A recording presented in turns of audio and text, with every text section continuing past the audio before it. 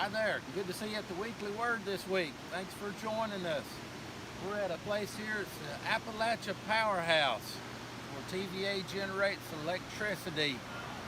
That's Appalachia with one P.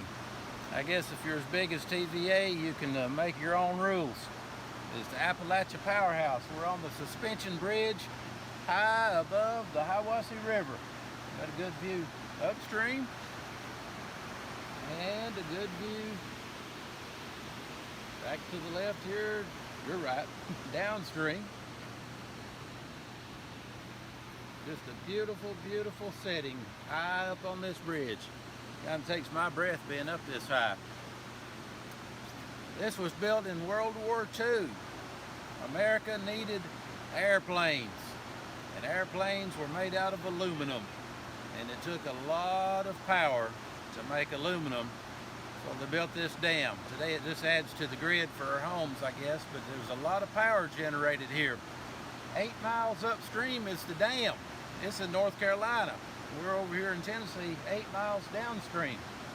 Oftentimes there's very little water flowing upstream up through here because it's all coming through a tunnel for 8 miles underground, an 18-foot diameter tunnel, until it gets to the top of the mountain and comes through those two pipes there with enough force to spin those big turbines under there and produce electricity.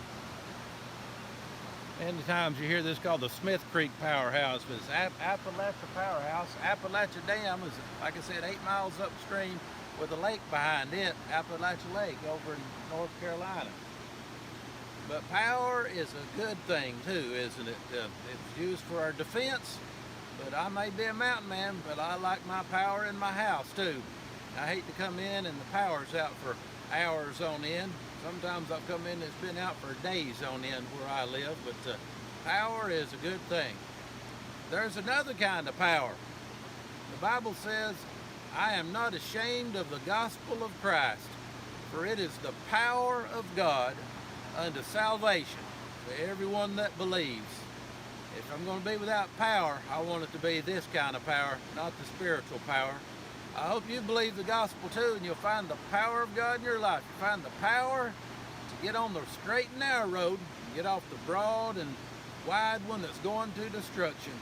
The power to be transformed from the citizens of darkness to the citizens of light. The power to fill you on the inside with joy and peace and just the happiness that everybody else is discontented looking for out there. It comes from knowing Christ, the gospel. That's the power of God. See you next week on the Weekly Word.